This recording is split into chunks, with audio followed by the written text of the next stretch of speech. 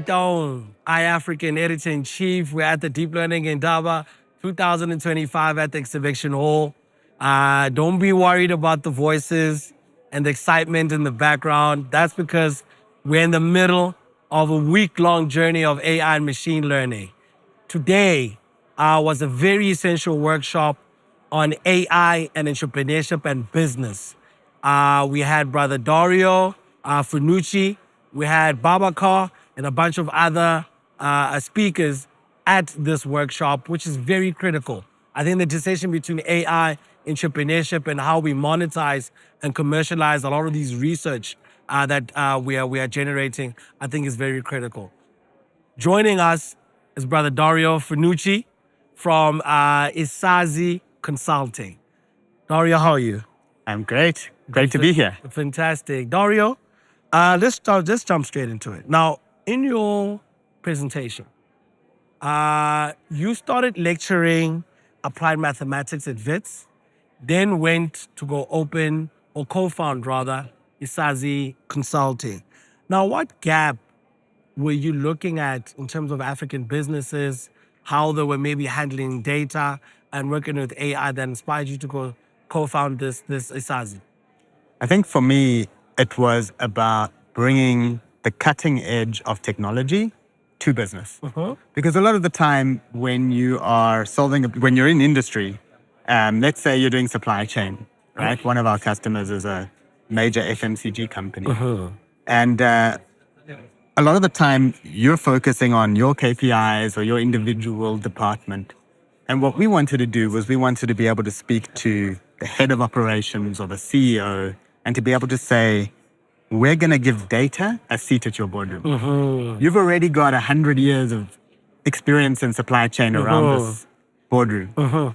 But what we can bring, and the gap that we saw, was to bring data to the boardroom of your corporates. Now, when you say data to the boardroom, just paint the picture for our viewers. What exactly does that mean?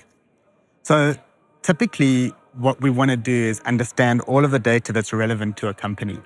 So we will look at their data internally, all their operations data. I'll use the supply chain example. We'll look at how much you sold. We'll look at where you sold it. We'll try and get all the stores, the products, the promotions.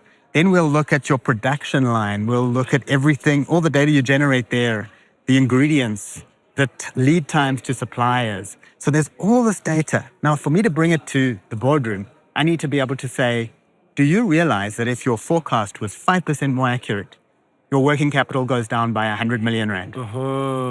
And with AI, with the data you have, bringing your promotions in, for instance, I can forecast 10% more accurately. You can save 150 million rand, and all you have to do is swap out what you're plugging into your ERP. So it's that kind of thing, just identifying these opportunities, figuring out the data that you need to realize them.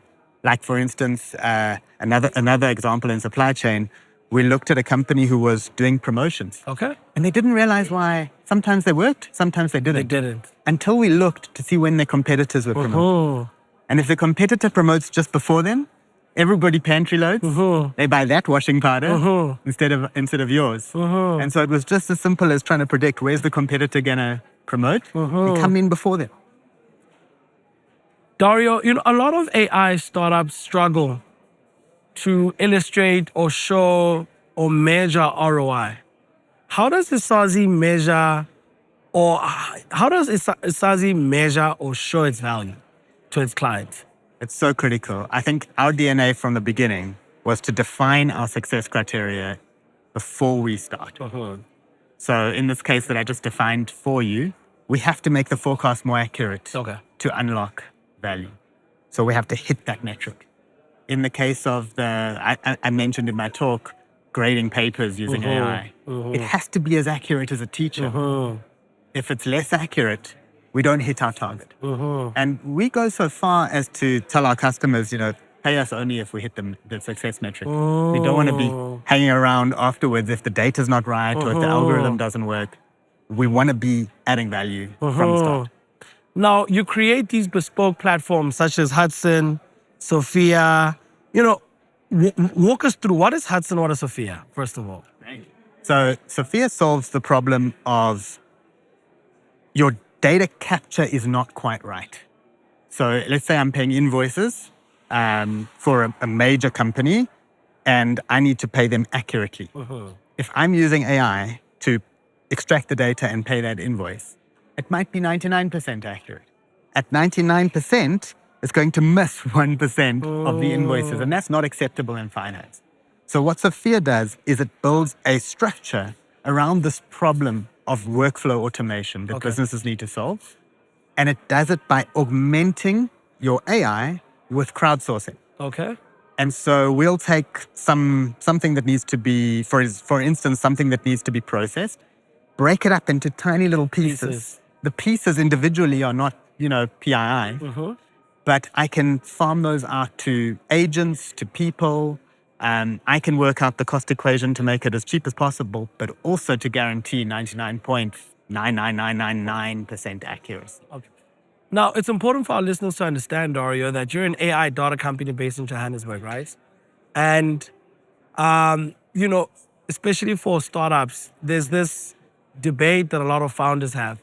Do I provide services first, or do I create a product and then sell it to sort of, clients? We're talking about Hudson and Sophia, but where did you start? Did you start first by providing the services, then build platforms, or you reached a cap, sort of to say, with services, then you're like, let's establish a product to unlock certain revenue? Yeah, it was the second one in our case. So we started out as pure services. Okay. And services is still important to us because it's how we find out what problems matter. Because we want our pulse on the problem that the client's experiencing. But we started to notice the same problem coming up again and again and again. This workflow automation for Sophia and like supply chain optimization in the case of Hudson. And we realized if we're going to solve this problem again and again and again, we should build a tool so that we can take this to the customers that need it in a much shorter turnaround time and give them the same value. Wow. Dario, I think it's very important because a lot of startups, co-founders are going to look at this. Walk us through Isazi's tech stack. What tools you guys use? How do you build your teams? How do you deploy your teams? Walk us through the everyday operation, sort of high level. Great. So first, I think like any business, you have to inspire people to join you. Of course. That's where teams come from. People who believe in the same mission as you. So we are passionate about solving problems with AI, with data. And we find people who are equally passionate. Maybe they're more research focused. They want to push the boundaries of some method. Or maybe they just care about seeing things make a difference in industry, actually seeing something you've learned as an academic your whole life, seeing a difference, being able to measure it and say, this is how much money I've saved customers or how much more distribution there is because of me. So that's the first thing. It's passion has to drive the company forward. In terms of our tech stack, we use the AI models, every AI model, through all the APIs, offline, online, hosted, not hosted. Our software, we typically build with your sort of Golang and PostgreSQL, nice, stable tooling. And then obviously, if you're doing data science, it has to be Python, it has to be R. Those are your kind of core languages. Yes. But we're fairly tech agnostic. It's about the problem. Before any tech comes in, it's about the problem. You're from a research, academia, side. But I just want you to put on your entrepreneurship hat. What percentage, this is in regards to the team, what percentage does business development and sales come through? Right. So it's an interesting one. Initially it was only the founders. Okay. Our team were technical guys. Good technical guys, And they worked on the problem. Yeah. And we started realizing when someone's passionate about a problem, put them in front of the client. Okay. If they're passionate about a method, let them work on the method, 100%. And so as people start realizing, I care about supply chain, Yes. or I care about, business workflows, or I care about taking AI and building reliable chatbots for instance, in the medical space, those people should also be client-facing. 100%. Because if your passion is for the problem, you'll solve it. and everybody will want to solve it with you. Dario, you've been an AI consulting company for 11 years now, right? Walk us through the landscape. How has the landscape changed in South Africa? We're seeing a lot more people coming in. We're seeing a lot more, the technology is becoming popular. Everybody's talking about AI. So your clients, your FMGCs, your consulting firms, your accounting firms, what are they looking for? Because it's a buzzword, but what are they truly looking for? What value are they looking for? So when we started, no one really took AI very seriously in 2012. Back then, it was kind of, we had to prove not just our value, but the value of the whole field. And now things have changed seismically. Now, when you come in and say, I do AI, they say, well, who doesn't? Like everybody does. I can talk to ChatGPT. Yeah. So you have to justify your value, not the value of AI. I think for us, it's always been stick to the problem, stick to the value you're going to add by solving it, measure it, and prove your worth, no matter whether you're doing AI or anything else. It's exciting because AI has such a low barrier to entry. Anyone can open ChatGPT and start talking to it. And so it means everyone's innovating now at this massive pace. And you kind of have to just run really fast just to stay relevant. But that's exciting. 100%. Dario, the African landscape in terms of AI is such an interesting one because there's a lot of moving parts. And one of those moving parts people talk about is, the amount of capital, especially for startups to sort of, do what they need to do or have that runway. Isazi, walk us through in the beginning, were you bootstrapping? Have you raised money? If you've raised money, do you have investors? What's the business model, from the beginning till now? Right. So we were bootstrapped from the beginning. Okay. Two of us were lecturers, so we had salaries. Okay. One of us was working in banking. Okay. And we cashed all our the pensions. salaries were that's our investment. So I guess you can say there was some investment because it was basically all our pool, whatever we'd earned in 3-4 years of work. Yes. And we built it on the basis of our customers become our investors in the sense that we keep them happy and we deliver. 100%, they keep coming back. 100%. And we've grown from 3 people to over 100. Wow. We've managed to grow from, small revenues to kind of 100 million. And that's all been done organically so far. And your story is such a inspiring one because I want to know, how does that transition from you at work, lecturing, there's Isazi, now things are becoming busy, now you have to leave, lecturing, before that transition from, quote-unquote cheating on your girlfriend, which is the business, to now being with her full time. How was that transition for the team? So it's interesting, I loved my job in academia, but the one thing that frustrated me about it was you could never see impact.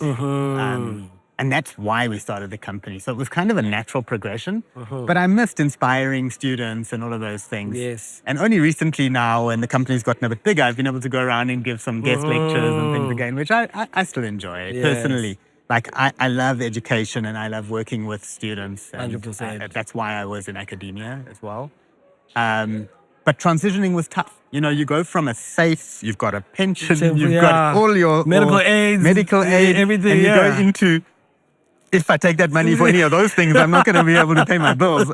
So it was tough. In the beginning, it was very tough. Yeah. But, once you gain momentum, it's a fun ride. And just give us a picture. How long did it take the team, how long did it take revenue to come to a point like, okay, now we good. Now we can leave this full time and focus on this baby full time. How long did it take that for that safety net from the business side? I think if you're waiting for a safety net, it's you'll will never come. You just got to jump off the building and hope they bring out a net. Yes. So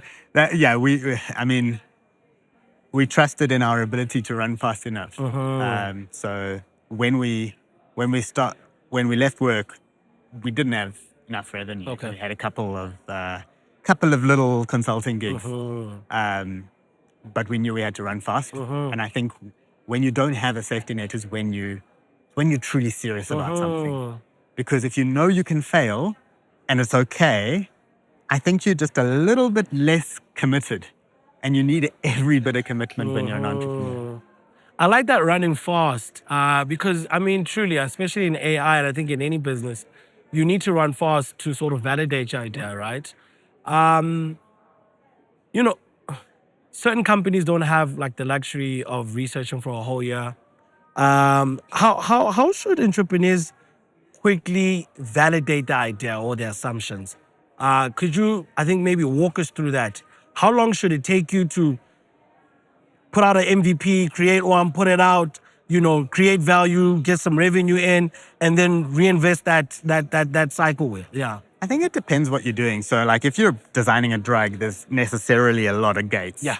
But if you're building software, AI has made it so exciting for you right now because when we started, we had to code everything ourselves. Yeah. Now you can get Claude or Claude Code or Replit or Cursor, and you can make an app in a day. 100%. And so what it means is, if it used to take 6 months to build an app and to get it to market, you can now be in half of that time. You can be to market really quickly, really and you can quickly. spend that 6 months getting feedback and iterating and changing. So my advice to entrepreneurs would be use the AI tools, build something quickly, get to market fast, and then cycle. The more cycles you fit, the more likely you are to have product market fit. 100%. Dario, thank you so much for your wisdom. Thank you so much for your experience.